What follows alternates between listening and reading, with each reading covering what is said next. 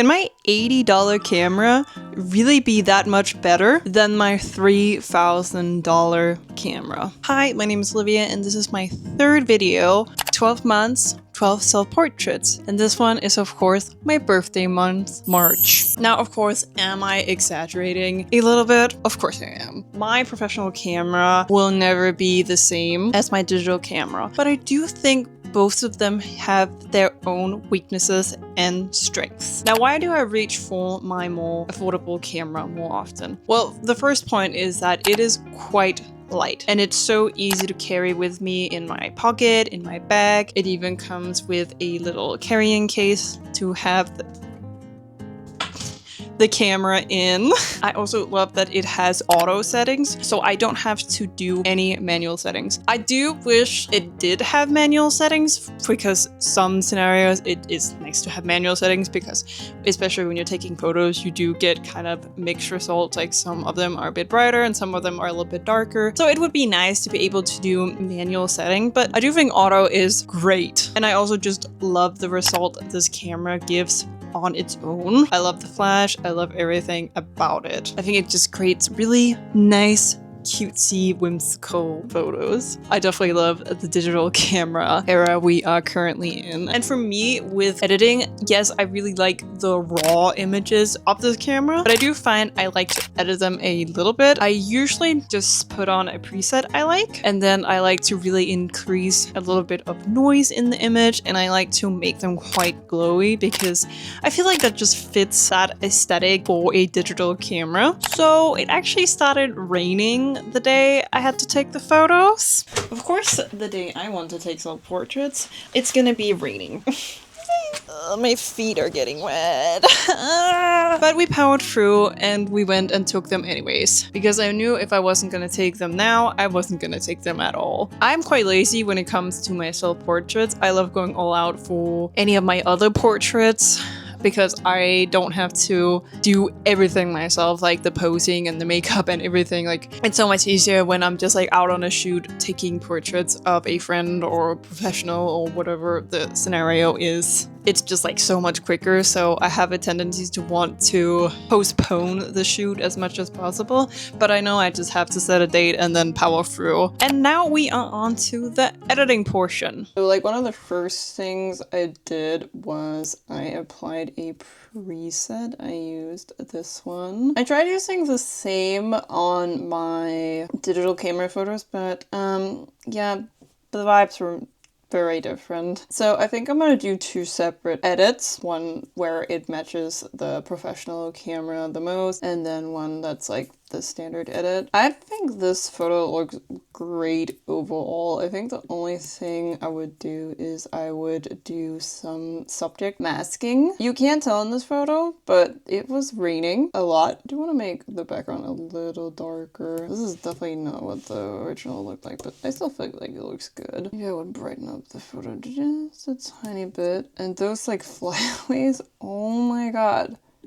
That's like the only way you can really tell it was raining. Just get rid of those in post. I mean, it looks better than before, so I guess it's fine. I think the red is nice, that it could be a little bit more.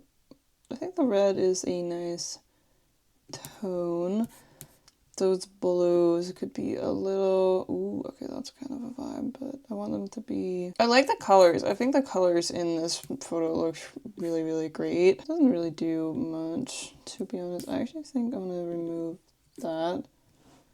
Oh, that's also kind of a vibe. I mean, I love adding greens in my shadows, but I know it won't really work here. What if you add to the midtones, like red, like straight up red?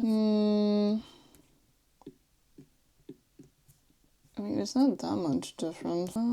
Okay, wait, there you go. I like that. Maybe like this, my face just needs to be like more red. Like I want the red to really shine through. I just have think it's probably in the luminance. Yeah, there we go. Yeah, turn out the redness and just like general saturation in the red, but not too much. Because we do want it to look decent. I want to see what a glow one looks like. If you're Like, one of the things I hate doing the glow effect on Photoshop. I do prefer how it looks on Photoshop, especially I like the grain more there. But who the fuck has time to edit like multiple pictures? Nobody. So what you can do instead is, I mean, I guess you could just do like an overall mask of the whole thing, but I do a linear gradient. And then I'm going to be going into the clarity and I'm going to be turning that down a lot, as well as the texture. And you can kind of see that it is giving that soft look, but it does look a little mushy. Some people like that look. I do definitely like it for some things, but for this, I don't like it. You're gonna go into the mask and you're gonna do minus and you're gonna do luminance range. And then you're just gonna, I like to have the thing on so I can see how much is affecting, and obviously the more you turn the more of the area it's gonna affect. I like it quite intense. So to see how that looks.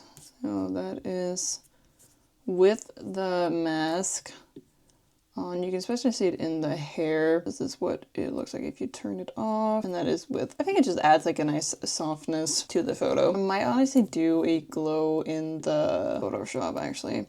I really wanted to do my cinematic crop, but it honestly looked really weird for these photos. So we are not. We are now in Photoshop, and I'm also going to teach you how to add glow to your photos if that's something you're interested in Photoshop. I like it in Lightroom and I also like it in Photoshop. I like both versions though. I usually unlock the background layer and then I hit Command J. I like to do two, just because. Then I will go on to filter and then in other, and I will do a high pass layer and go ahead and find the face. You want the face to be barely visible because it's, I don't really know exactly what a high pass really does. I mean, I know what it does, but it just like, it just adds like contrast to the image, which will be helpful when you add the glow on top of it, and also especially when we did that layer in Lightroom. So now I feel like we have much better contrast in the photo. Then clicking on the other layer, you're going to do select and you're going to do color range. You're going to change this to highlights, and this is very personal preference. I like to have the fuzziness quite high at around 80%. And then I just like to play with the range. Sometimes I want it quite intense. Sometimes I don't want it that intense. It just really, really depends on the highlights in your images. Sometimes you want it really high and then sometimes you don't want it that high. I think for this, I'm gonna try, I think there, and then click OK. And then you're gonna do, so now I'm like looking at it and I'm actually not the biggest fan of it. So I think I'm gonna redo it and just do more. Okay, I like that more. Like it shows what is. Then you're gonna do Command J to copy it. So if you remove all the layers, you can see this like really funny layer of your highlights. Again, I like it quite intense, so that's why I do it. Also, I'm really bad with Photoshop, but I do think this is quite easy to do. You are gonna go to the layer with the thing selected, and you are gonna go to filter again, the blur. I like the Gaussian blur, you might not. And then you're just gonna see how intense you want it. You can do a little preview. Sometimes you have to like redo it. Sometimes you think it looks good. It will look a bit weird at first. As you can see, it looks kind of funky. Depends on how you look at it. It looks kind of funky and it looks like you just put like a smoothing filter your image, which I don't personally think is the vibe, but it might be your vibe. But to make it look a little less funky, you're gonna go into this thingy. I don't know what you call it exactly, and you are gonna choose between lighten or screen. I really like screen when I want it quite contrasty. It works really, really great for black and white. Like, I think this effect looks pretty sick. But for this one, I'm definitely going to be doing lighten. And as we can see, it adds a nice glow to the photo. and you have that contrast layer to help keep the contrast in the photo. And I think it just looks really nice. Now, you can leave it at here if you want to, but I really like adding the green as well. So for me, I personally just go to one of my layer copies. I go to filter and I go to noise and I just do add noise. This is the one I like. I like how fine it is. I have it set at like basically 10%. I love how it looks, and I personally do uniform and monochromatic. I don't want color noise, at least not for this image. You can do Gaussian, but I don't know.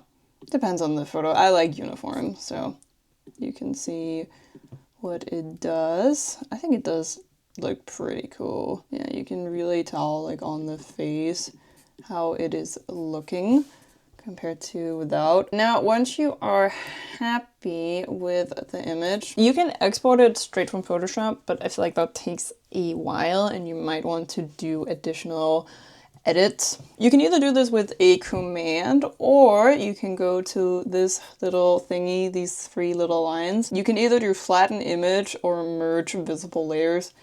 They basically do the same thing. In my humble opinion, I always just do flatten image, and now you're just stuck with one image. You can also here, if you don't know the tab, you can just click save on the file thing, or you can click Command S and it will save a file to Photoshop. So you see it did that, so now we can actually close Photoshop and we will have two versions. We will have this Photoshopped version and then we will have the Lightroom version.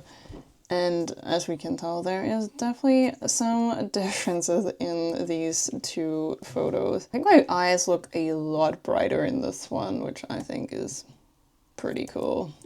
So that's how you do that. Hope you enjoyed that. As I said, I think both cameras have their strengths and their weaknesses, and I really liked how both of the images turned out. You can argue in the comments if you prefer the professional camera or if you prefer the digital camera. That is really up to you. I don't think I like one more over the other personally. I definitely think the Digicam I will be reaching for my everyday life, because let's be real, who wants to lug around a huge camera on them? Definitely not me. But of course, my professional is, well, for professional, and especially if I have a super tricky lighting setup that I want to shoot, this is definitely my go-to. So that's going to be it for today's video. I really hope you enjoyed it. Please remember to be kind to yourself and others, and I'll see you all in my next one. Bye!